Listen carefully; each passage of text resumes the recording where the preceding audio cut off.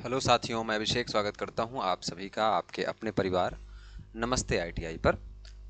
और ये BRO driver 2024 जो वैकेंसी आई हुई है आपकी मैकेनिकल ट्रांसपोर्ट ओजी नाम से पोस्ट है, उसके लिए रेगुलर क्लासेस सारथी बैच के नाम से हमारे यूट्यूब चैनल पे और साथ ही साथ आपके एप्लीकेशन पे चल रही है।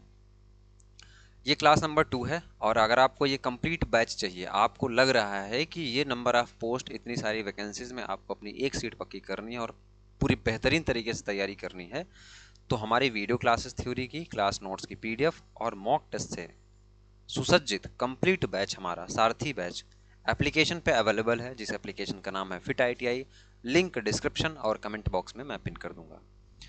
तो भाई इसकी फीस जो है वो 499 रुपये है। कूपन कोड आप BRO लगाएंगे तो आपकी फीस डिस्काउंट हो जाएगी, कम हो जाएगा, है ना, नहीं तो 699 है। जल्दी से ज्वाइन करिए क्योंकि जैसे एग्जाम डेट पास आएगी तो मैं फीस जो है वो बढ़ा दूंगा, क्योंकि आपके तब जो है पढ़ने का कोई मतलब नहीं निकलेगा, है ना। एडमिट कार्ड आ जाए तब आप पढ़ना स्टार्ट करो, एग्जाम डेट आ जाए तब आप पढ़ना स्टार्ट करो, तो ऐसी चीज़ें आपको नौकरी से दूर भगाती हैं। तो सारथी बैच से टेक और नॉन टेक जनरल नॉलेज का भी पार्ट भी कवर है, एप्लीकेशन पे अपलोड है, वो लोग आप जा करके चेक कर सकते हैं। कल की जो क्लास थी मेरे दोस्त, हम लोगों ने इंट्रोडक्शन लिया, परिचय लिया किसका, ऑटोमोबाइल का। ऑटोमोबाइल, कल हमने ऑटोमोबाइल का परिचय समझा, ऑटोमोबाइल का विकास देखा, है ना, साथ में ऑटोमोबाइल का मतलब क्या होता है, जिसमें हम लोगों ने अलग अलग प्रकार के वाहनों को क्लासीफाई भी किया, ऑटोमोबाइल को वर्गीकृत किया। ऑटोमोबाइल में हमने बताया था कि कौन कौन से वाहन ऑटोमोबाइल की श्रेणी में नहीं आते हैं, उसको आपको याद रखना है। जिन बच्चों ने कल की क्लास नहीं देखी है तो मैं रिक्वेस्ट करूंगा कि प्लेलिस्ट बनी हुई है चैनल पे, चैनल की प्लेलिस्ट में आप लोग जाएं, वहां प्लेलिस्ट में जा करके क्लास को एक एक करके बारी बारी से देखिए। आज का जो हमारा टॉपिक है दोस्त वो क्या है, भारी वाहनों का परिचय। क्या है, भारी वाहनों का परिचय। भारी वाहनों का परिचय। देखिए, जो आपके सड़कों के और यातायात नियम, मैंने सिलेबस बताया है ना, सिलेबस तो याद होगा आपको, वो सारी चीज़ें इसके बाद हम लोग देखेंगे। अब आप ड्राइवर हो ना, तो पहले आप बेसिक्स इंट्रोडक्शन इसके बारे में, ऑटोमोबाइल के बारे में समझ लो, भारी वाहनों के बारे में समझ लो, फिर हम लोग अलग अलग ट्रैफिक नियम, रोड साइन, सिंबल, है ना, और साथ में ड्राइविंग लाइसेंस, आपके गाड़ी की जो कागजात होते हैं, कौन कौन सी चीज़ें लगती हैं, क्या क्या प्रोफार्मर लगता है लाइसेंस बनवाने के लिए, सारी चीज़ें हम लोग देखेंगे। देखो दोस्त, भारी वाहनों की आवश्यकता क्यों पड़ी अपने भारत देश में। आप सबको पता है कि भारत देश सर्वश्रेष्ठ जनसंख्या वाला देश बन चुका है चीन के बाद, दूसरे नंबर पे है जनसंख्या के दृष्टिकोण से। अगर हम लोग देखें तो जनसंख्या, जनसंख्या जो है दोस्त दूसरे नंबर पर है। अपना देश कहां पे है, दूसरे नंबर पर है, कहां से, चीन के बाद। अब आप ये बताओ कि अगर जनसंख्या ज्यादा होगी तो किसी भी प्रोडक्ट की खपत भी क्या होगी, ज्यादा होगी।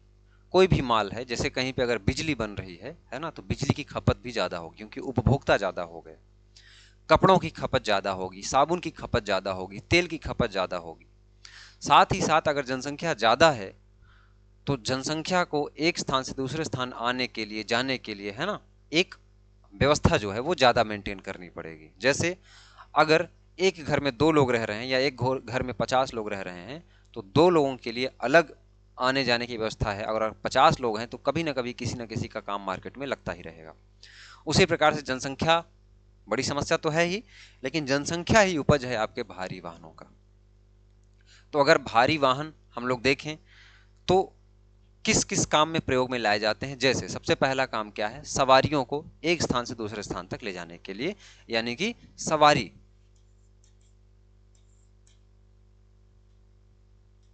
किसके लिए, सवारी के लिए,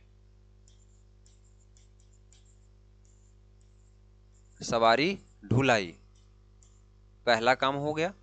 दूसरा काम क्या हो गया, सामान ढुलाई। तीसरा काम भारी वाहनों का कुछ अन्य एक्टिविटी के लिए, जैसे हॉस्पिटल में आपकी वैन है, मरीजों को, पेशेंट्स को एक स्थान से दूसरे स्थान तक ले जाने के लिए आप लोग एम्बुलेंस का प्रयोग करते हैं। तो आप यहां पे क्या लिख सकते हैं, चिकित्सा कार्यों के लिए,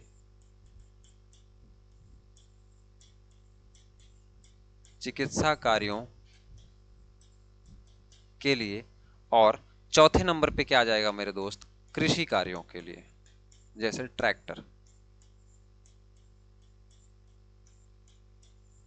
कृषि कार्यों के लिए, इन सब कामों को करने के लिए, कंप्लीट करने के लिए, इन सब कार्यों को उचित तरीके से चलाने के लिए दोस्त किसकी जरूरत पड़ी है आपको? आपको जरूरत पड़ी भारी वाहनों की। क्लियर हुआ इतनी बात? आगे बढ़ें। अब देखो, ये जो भारी वाहन है ना दोस्त, इनको कैटेगराइज किया गया, इनको बांटा गया। कैसे बांटा गया? जैसे आपने देखा कि कहीं कहीं सवारी ढुलाई का काम कर रहे हैं, कहीं कहीं पे सामान ढुलाई का काम कर रहे हैं भारी वाहन, कहीं कहीं पे चिकित्सा कार्यों के लिए प्रयोग में लाए जा रहे हैं, और कहीं कहीं कृषि कार्यों के लिए प्रयोग में लाए जा रहे हैं। तो देखो, जब भारी वाहनों को बांटा गया ना, जब भारी वाहनों को बांटा गया तो ये देखा गया कि उसको किस काम के लिए आप प्रयोग कर रहे हैं। या तो आप दोस्त किसके लिए प्रयोग करेंगे? या तो आप सवारी के लिए प्रयोग करेंगे, या तो आप सवारी के लिए प्रयोग करेंगे। अगर अल्टीमेट हम लोग देखें तो सवारी ढुलाई तो ठीक है, चिकित्सा कार्यों के लिए भी जो एम्बुलेंस चलती है वो भी सवारी ढोने के लिए ही है।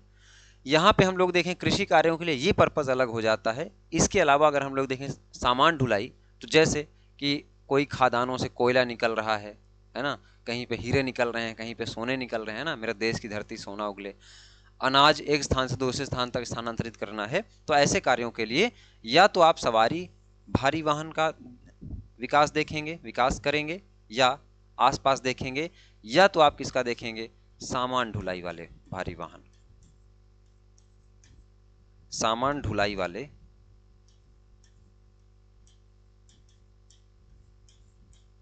वाहन। अब देखिए, इस सवारी वाहन में अगर हम लोग देखें तो सवारी वाहन में फिर हम लोग कैटेगराइज करते हैं। सवारी वाहन में अगर आप कैटेगराइज करेंगे तो यहां पे आपको एक ही कैटेगरी देखने को मिलेगी, वो क्या मिलेगी? बस। बस, आपको बस देखने को मिलेगी। बस क्या है? यात्रियों को, ज्यादा से ज्यादा पैसेंजर को एक स्थान से दूसरे स्थान तक ले जाता है ना, ये यात्री गाड़ी हो गई। व्यावसायिक में अगर हम लोग बांटे तो यहाँ पे फिर दो कैटेगरी निकल के आएगी मेरे दोस्त। कौन कौन सी निकल के आएगी? एक तो आ जाएगी हल्की, एक तो आ जाएगी आपकी हल्की, एक आ जाएगी आपकी भारी। एक आ जाएगी आपकी हल्की सामान ढोने वाली गाड़ियां, और एक आ जाएंगी आपकी भारी सामान ढोने वाली गाड़ियां। हल्के में क्या आ जाएंगे? जैसे हल्के में आपने देखा होगा वैन, वैन, या हल्के में आपने देखा होगा छोटे ट्रक।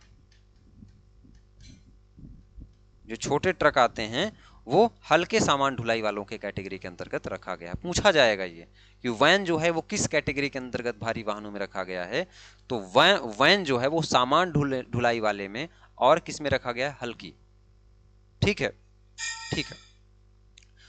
वैन यूज की जा सकती है किसमें? आपके सवारी गाड़ियों में भी, है ना, काफी भारी वैन होती हैं। बस में भी अलग अलग कैटेगरी आ जाती हैं, जैसे डिलक्स बस आ जाती हैं, सिंगल फ्लोर आ जाती हैं, डबल फ्लोर आ जाती हैं, है ना, तो वो बहुत ही डेप्थ में पार्ट चला जाएगा। भारी वाहन में अगर हम लोग देखें दोस्तों, भारी वाहन में आपका आ जाएगा ट्रक, और आपका क्या आ जाएगा साथी? ट्रैक्टर।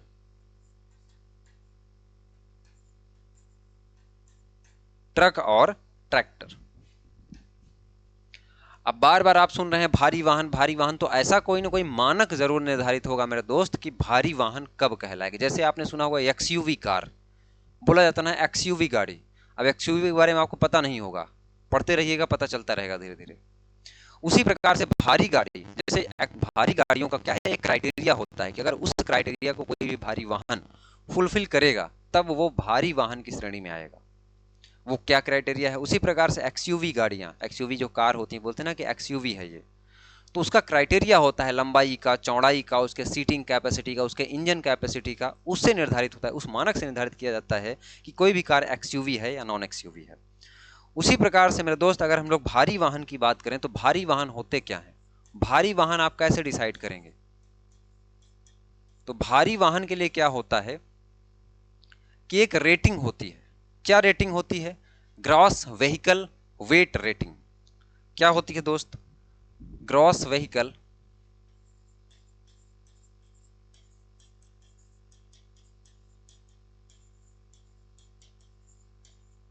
वेट रेटिंग, है ना, सकल वाहन भार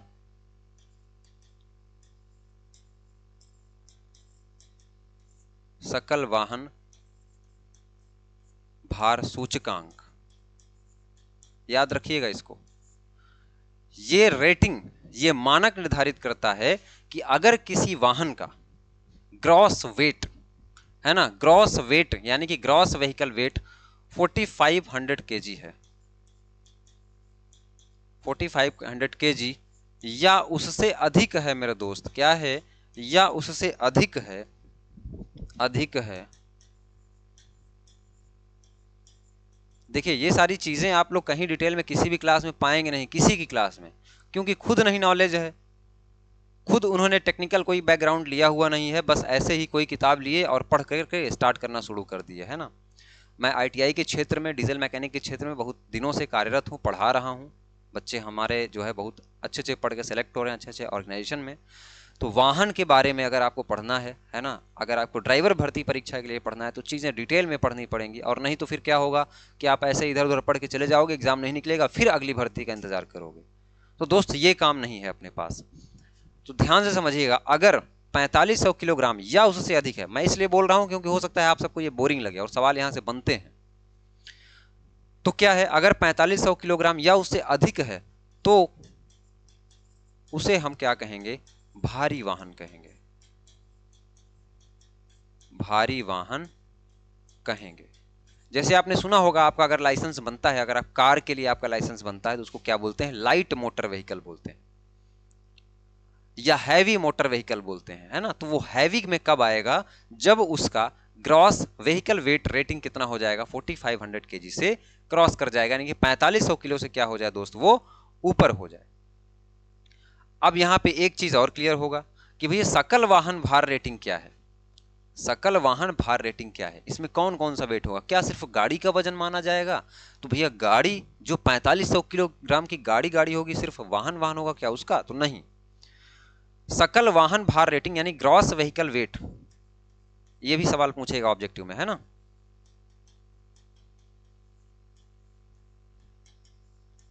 ग्रॉस व्हीकल वेट जो होता है मेरे दोस्त, वो जो गाड़ी का नेट वेट होता है, जो सिर्फ गाड़ी गाड़ी का वजन होगा, जैसे आपकी ट्रक है, सिर्फ ट्रक ट्रक का वजन, उस ट्रक के वजन का, है ना, यानी कि नेट वेट, नेट वेट साथ में प्लस, प्लस क्या, एसेसरीज। जैसे आपकी कार है ना, उसमें आप लोग बाद में बहुत सारी एसेसरीज लगवाते हैं 1-1.5 लाख रुपए की। आप कार खरीद करके लाए, उसमें इन्फोमीडिया नहीं है, स्पीकर्स नहीं है ना, उसमें बम्पर आगे नहीं लगे हुए हैं, सेफ्टी गार्ड नहीं लगे हुए हैं, बहुत सारी चीजें होती हैं, है ना। तो उन सब जो और भी एसेसरीज लगे आपकी वाहन में, उन सब एसेसरीज का वेट, साथ में नेट वेट, साथ में जितने पैसेंजर उसमें बैठे हैं, पैसेंजर वेट, उनका भी वजन, और साथ में फ्यूल, जनरली 50-60 लीटर जो है फ्यूल भी कम से कम भरा हुआ है, मान के चलिए अगर 70 लीटर भी फ्यूल भरा हुआ है ना, तो 60-70 किलोग्राम का वो भी हो गया। तो इन सब भार को मिला करके अगर आपका वाहन 4500 किलोग्राम से ऊपर चला जाता है, तब वो किस श्रेणी में आएगा दोस्त, हैवी व्हीकल की श्रेणी में आएगा। उस कंडीशन में आपको हैवी लाइसेंस की जरूरत पड़ेगी। समझ में आया क्या। अगर आपकी सिर्फ ट्रक ट्रक का वजन, कोई छोटी ट्रक है उसका वजन 4500 किलो से कम है, तो उसमें आप क्या करेंगे, पूरा का पूरा उसको लोड करेंगे, लोड करने के बाद उसका पेट्रोल, उसमें और भी जो एसेसरीज लगी हुई हैं, वो सारी चीज़ों का वजन कैलकुलेट करेंगे, और 4500 किलो से पार हुआ तो वो आ जाएगा भारी वाहन में, और इससे कम हुआ मेरे दोस्त तो वो भारी वाहन में नहीं आएगा, वो किस में आएगा, आपके लाइट व्हीकल में आएगा। इतनी बात क्लियर हुई क्या। आगे बढ़े, आगे बढ़ते हैं हम लोग। तो आगे बढ़ेंगे तो भारी वाहनों के कुछ भाग के बारे में पढ़ना पड़ेगा हमको।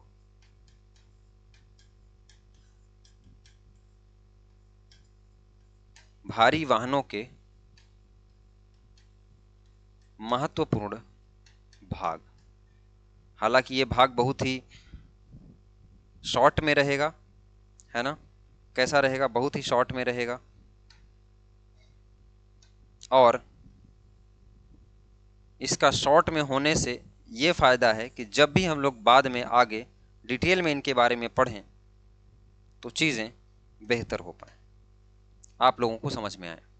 तो क्या पढ़ेंगे हम लोग, भारी वाहनों के महत्वपूर्ण भाग। महत्वपूर्ण भाग में सबसे इंपॉर्टेंट पार्ट्स क्या आ जाता है, आपके वाहन की बॉडी आ जाती है। आपके वाहन की बॉडी आ जाती है। वाहन की बॉडी का मतलब क्या हुआ, जैसे पहला महत्वपूर्ण भाग आपका क्या हो गया, वाहन की बॉडी।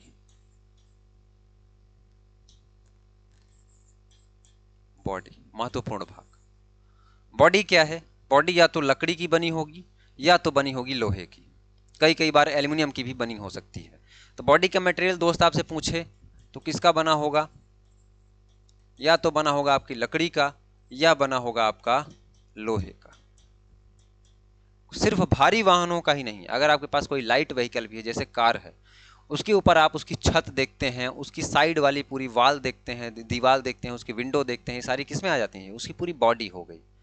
बॉडी का काम क्या होता है, धूप बरसात इन सब चीजों से क्या करना, अगर उसमें कोई सामान भरा हुआ है, गुड्स भरा हुआ है तो उसको प्रोटेक्ट करना। इसके अलावा जो उसमें पैसेंजर बैठे हुए हैं उनको धूप बारिश इन सब चीजों से क्या करना, सुरक्षित करना।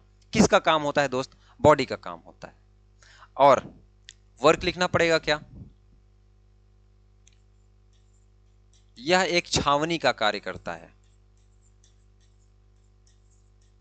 छावनी का कार्य करता है ना। यह क्या करता है, एक छावनी का कार्य करता है, जो कि वाहन के अंदर सवारी या सामान की सुरक्षा करता है।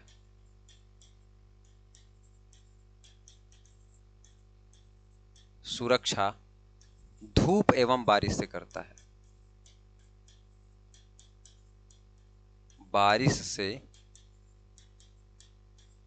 करता है। इतनी बात क्लियर हुई। क्या करता है दिख रहा है क्या दोस्त, किसी प्रकार की कोई समस्या है क्या, किसी को नहीं होनी चाहिए, है ना। क्या करता है, बॉडी लोहे लकड़ी का होता है, एक छावनी का कार्य करता है, जो कि वाहन के अंदर सवारी या सामान की सुरक्षा धूप एवं बारिश से संपन्न करता है ना, यानी कि सेफ्टी पर्पस के लिए होता है। छत होता है, जैसे आपने घर बनवाया ना तो आसपास चारों तरफ दीवार है और ऊपर छत है ना।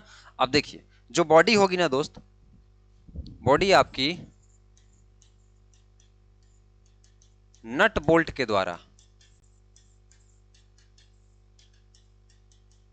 चेचिस से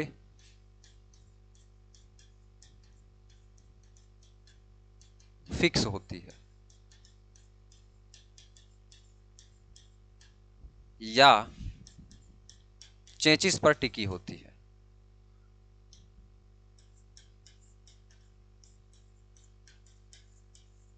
टिकी होती है। तो ये एक सवाल आपका यहां से ये भी क्लियर हो गया कि चेचिस और बॉडी एक दूसरे से नट बोल्ट के सारे कनेक्ट रहते हैं, ना कि रिवेट ना कि वेल्डिंग।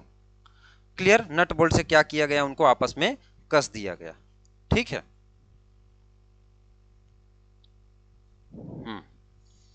ये क्या हुआ, बॉडी। अब यहां पे एक चीज आपको नई सुनने को क्या मिली, चेचिस। इसके बारे में भी देख लेते हैं।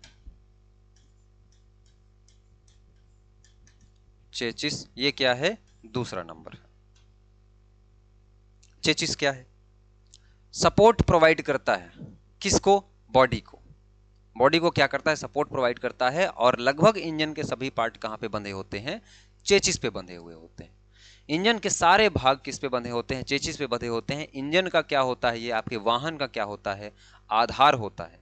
क्या होता है, वाहन का आधार होता है। ये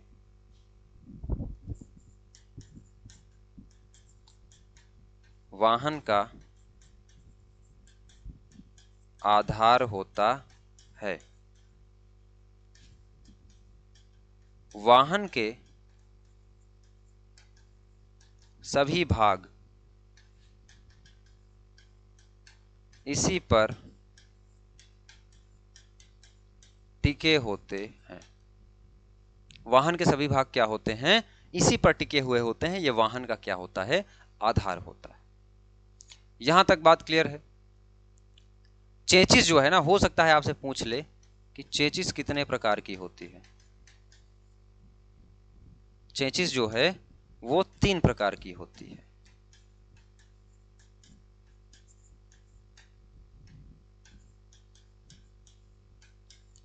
परिचय अभी चल रहा है, बहुत डिटेल में हम इन सब चीज़ों को बारी बारी से, पूरा एक एक चैप्टर ही है आपका, है ना, तो बहुत ही कंफ्यूज नहीं होना है कि सर छोड़ रहे हैं आप, है ना। 3 प्रकार की कौन कौन सी? एक होती है आपकी सी टाइप, एक होती है आपकी यू टाइप, एक होती है आपकी बॉक्स टाइप।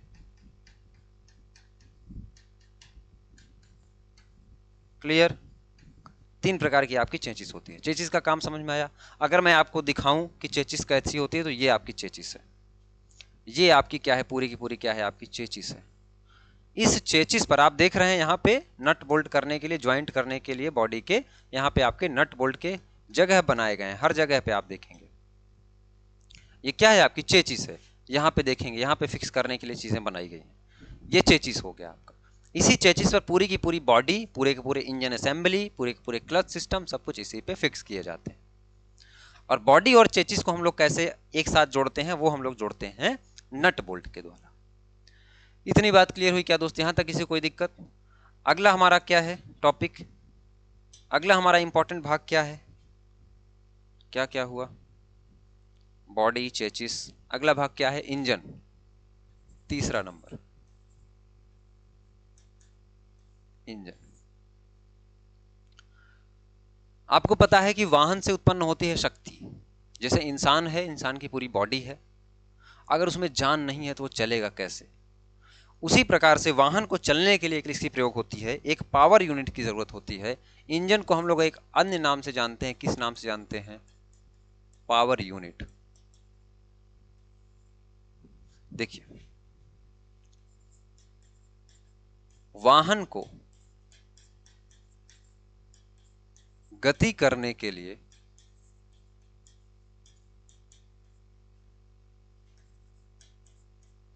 जो शक्ति की आवश्यकता होती है,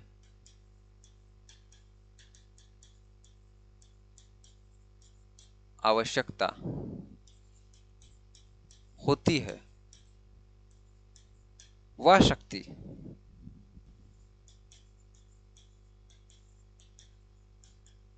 इंजन से प्राप्त होती है। कहां से प्राप्त होती है दोस्त? इंजन से प्राप्त होती है। इसी को हम लोग क्या बोलते हैं? पावर यूनिट कहते हैं। देखिए, जो आपका इंजन होता है ना दोस्त, इस इंजन में हम लोग क्या करते हैं? ईंधन का दहन कराते हैं। हम लोग आगे इंजन समझेंगे। ईंधन का दहन होने से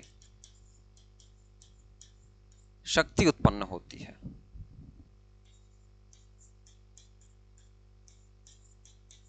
शक्ति उत्पन्न होती है। इतनी बात क्लियर हुई? देखिए, पहले जो आपके भारी वाहन हुआ करते थे उसमें हम लोग बाह्य दहन इंजन लगाते थे, लेकिन अब आज के टाइम में हम लोग अंतर दहन इंजन का प्रयोग करते हैं।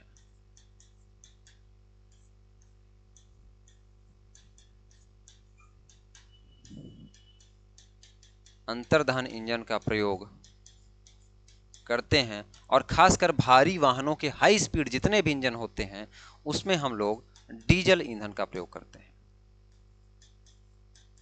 भारी वाहन, उच्च चाल वाले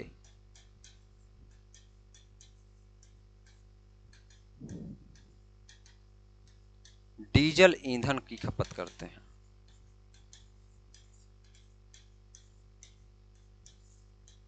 करते हैं। इतनी बात क्लियर हुई? क्या करते हैं हम लोग? डीजल। अब इस अंतर दहन का मतलब क्या हुआ? हमने बताया ना कि ईंधन के दहन से क्या मिलती है हमको? शक्ति उत्पन्न होती है। तो जो ईंधन का दहन होता है वो एक बॉक्स के अंदर दहन होता है, ऐसा समझिए आप। बाद में हम लोग इंजन समझेंगे तब आपको पढ़ाएंगे। अब इस टाइम पे क्या हम लोग प्रयोग करते हैं? अंतर दहन इंजन। जैसे पहले जो ट्रेन चलती थी उसमें वाह्य दहन इंजन प्रयोग होता था, स्टीम इंजन, कोयला झोंकते थे। उसमें बहुत सारे ड्रॉबैक हैं, बहुत सारे नुकसान हैं। जब हम लोग इंजन पढ़ेंगे उनके लाभ, अलग अलग इंटरनल कंबशन इंजन या एक्सटर्नल कंबशन इंजन, अंतर दहन इंजन या बाह्य दहन इंजन, तब उसके बारे में समझेंगे। क्लियर है यहां तक? ये हो गया साथी इंजन। इंजन के बारे में इतनी आपकी है ना, जो अगर आप व्हीकल का जो इंट्रोडक्शन देख रहे हैं उसमें आप इंजन के बारे में इतना समझेंगे तो आपका काम हो जाएगा। अगर आगे हम लोग चलें तो हमारे पास अगला पार्ट जो आता है वो क्या आता है? Power train.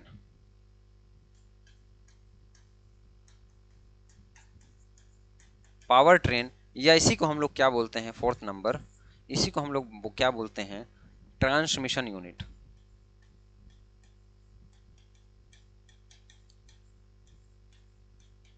Transmission unit fourth number.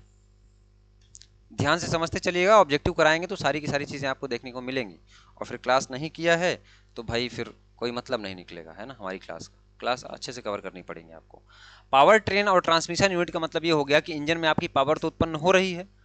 अब इंजन की पावर को आप लोग यहाँ पे इंजन लगा हुआ है, अगर ऊपर इस इंजन की पावर को अगर आप लोग पहियों में नहीं पहुंचाएंगे तो आपका वाहन चलेगा नहीं एक स्थान से दूसरे स्थान तक, तो अपना सवारी ढुलाई कर पाएंगे और ना ही किसी यात्री को एक स्थान से दूसरे स्थान तक ले जा पाएंगे। तो कहने का क्या मतलब हुआ कि इंजन की पावर को,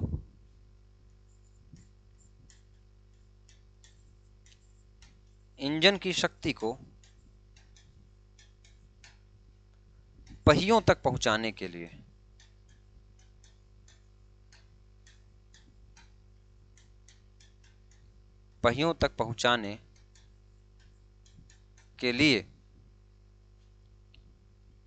ट्रांसमिशन यूनिट का प्रयोग करते हैं।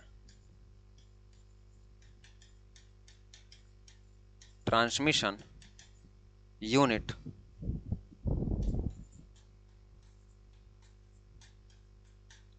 का प्रयोग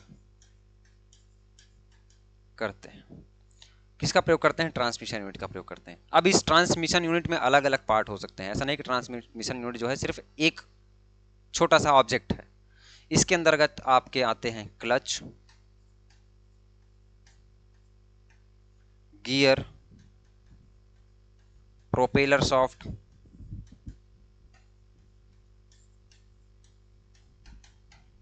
यूनिवर्सल ज्वाइंट, ये सब पढ़ेंगे आप लोग, है ना, डिटेल में। यूनिवर्सल ज्वाइंट, ये तो अभी हम लोग बेसिक, अगर आप वाहन दूर से देख रहे हैं तो सिर्फ इतना ही देख पाएंगे ना। अब बारी बारी से जब घुसेंगे आप लोग, जब पावर ट्रांसमिशन को खोलेंगे उसके बॉक्स को, तब उसमें अलग अलग टाइप के गियर देखने को मिलेंगे, तब हम लोग उसके बारे में समझेंगे भाई किसका क्या काम है। समझ में आ रही है चीजें, ठीक है। तो पावर ट्रेन या ट्रांसमिशन यूनिट का काम क्या होता है कि इंजन की शक्ति को पहिए तक पहुंचाना, यानी कि पावर का ट्रांसमिशन करना, और उस पावर के ट्रांसमिशन में जो छोटे छोटे एलिमेंट आपके प्रयोग किए जाते हैं वो क्या क्या हैं, जैसे कि आपका यूनिवर्सल ज्वाइंट हो गया, प्रोपेलर शाफ्ट हो गया, क्लच हो गया, गियर हो गया, है ना, डिफरेंशियल भी आ गया इसी में, है ना। ये सारी चीजें आपकी किसके अंतर्गत आ जाएंगी, आपकी पावर ट्रेन यानी कि ट्रांसमिशन यूनिट के अंतर्गत आ जाएंगी। इतनी बात समझ में आई, आगे बढ़ते हैं। अगला आपका छोटा सा टॉपिक इसी में फिर क्या आ जाता है, आपका control system. Power transmission fifth number, control system.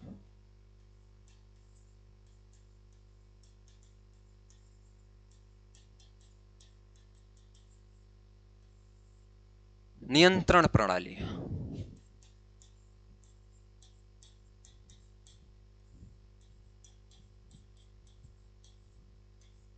नियंत्रण प्रणाली। आप देख रहे हैं कि पूरे के पूरे एक इंजन का निर्माण हो रहा है कहीं ना कहीं।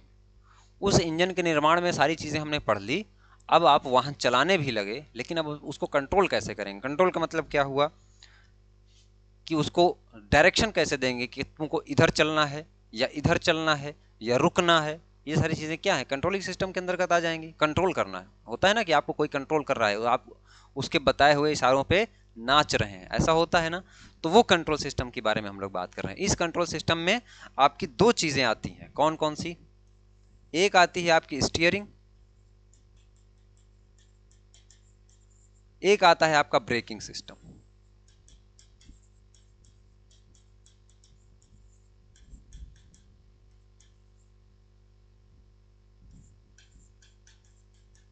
Braking system, steering system. Steering system का काम क्या होता है, स्टीयरिंग सिस्टम का काम होता है वाहन की दिशा को मोड़ना, है ना। एक डायरेक्शन से दूसरे डायरेक्शन में क्या करना, वाहन को ले जाना, किसका काम होता है, स्टीयरिंग सिस्टम का होता है। स्टीयरिंग सिस्टम प्रॉपर एक चैप्टर है, अलग अलग स्टीयरिंग मैकेनिज्म है, इनके बारे में हम लोग पढ़ेंगे। और ब्रेकिंग सिस्टम का काम क्या होता है कि वाहन की स्पीड को कंट्रोल करना, वाहन की स्पीड को कम करना या वाहन को रोकने का काम कौन करता है, आपका ब्रेकिंग सिस्टम करता है। तो ये किसके अंतर्गत आएगा? Controlling system. आपसे पूछेगा कि कंट्रोलिंग सिस्टम के अंतर्गत आने वाले कौन कौन से पार्ट होते हैं वाहन के, तो एक तो आपका स्टीयरिंग सिस्टम, एक तो आपका ब्रेकिंग सिस्टम। यहां तक बात क्लियर हुई क्या? आगे बढ़ें। अगला पार्ट हमारा क्या आता है? सस्पेंशन सिस्टम, 6वां नंबर।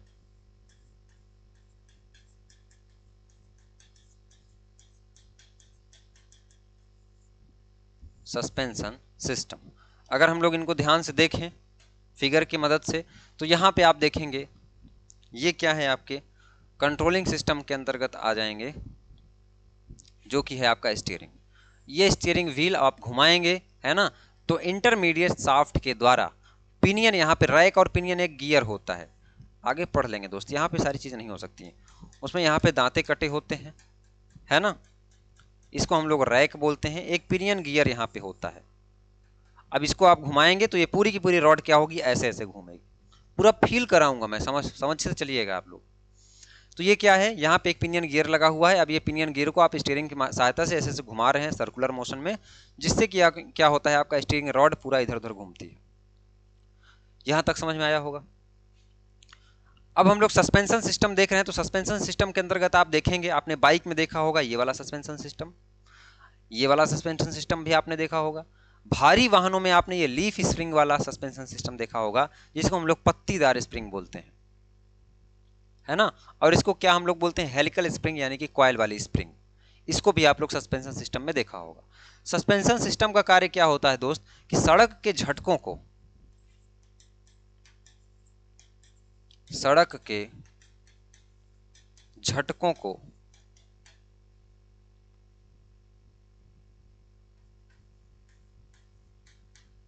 बॉडी नहीं,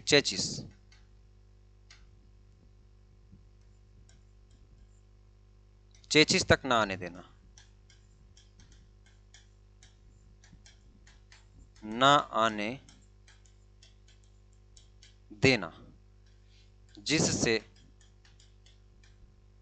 वाहन के अंदर बैठे यात्री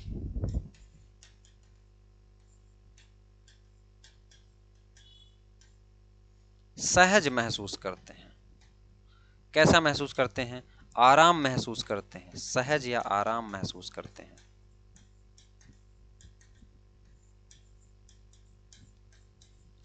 आराम महसूस करते हैं। ये किसका कार्य होता है दोस्त? सस्पेंशन सिस्टम का कार्य क्या होता है ना, बॉडी को सड़क के झटकों से दूर रखना। लो भाई, बॉडी को सड़क के झटकों से दूर रखना। क्लियर? किसका काम हो गया? सस्पेंशन सिस्टम का हो गया। इन सभी सिस्टम को मिलाकर के हमारा क्या तैयार होता है? आपका भारी वाहन या हल्का वाहन भी तैयार होता है। ये सारे के सारे सिस्टम आपके, चाहे आपके भारी वाहन हो चाहे आपके हल्के वाहन हो, ये सारे के सारे सिस्टम लगे होने जरूरी। क्लियर? ये हो गया आपके भारी वाहनों का परिचय और उनके बेसिक इंट्रोडक्शन। जो उनके अंदर पार्ट्स लगे होते हैं उनके बारे में हमने समझा और उनका क्या काम होता है, किस किस यूनिट के अंतर्गत वो आता है। जैसे क्लच आपसे पूछ लेगा, अब इसमें प्रश्न कैसे बनेगा? पूछ लेगा कि क्लच जो है किसी भी भारी वाहन या किसी वाहन में क्लच किस सिस्टम के अंतर्गत आता है, तो आप क्या बोलेंगे कि ये पावर ट्रेन के अंतर्गत आता है, ऑप्शन में रहेगा, या ट्रांसमिशन यूनिट के अंतर्गत आता है, तो क्लच हो गया, गियर हो गया, प्रोपेलर हो गया, यूनिवर्सल ज्वाइंट हो गया, डिफरेंशियल हो गया, ये सब किसके अंतर्गत आ जाएगा? आपके पावर ट्रेन के अंतर्गत आ जाएगा। क्लियर है? ये सारी चीजें, तो ये आपके भारी वाहनों का परिचय कंप्लीट हुआ। बहुत ही छोटा सा टॉपिक था, अभी हम लोग सिर्फ और सिर्फ इंट्रोडक्शन पे चल रहे हैं।